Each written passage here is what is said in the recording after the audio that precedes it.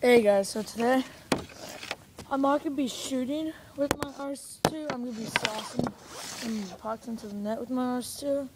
It's a right-handed hole curve, and so here I go, and I hope you guys enjoy the video.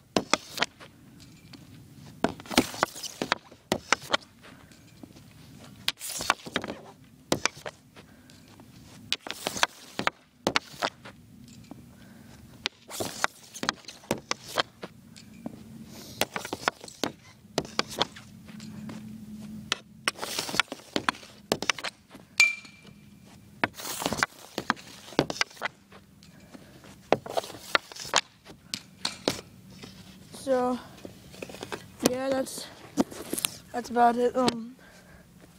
People say that I have pretty good sauce, and as you can see that on that video, I went, well, I don't know if you guys could see, but I went about over the net with most of them.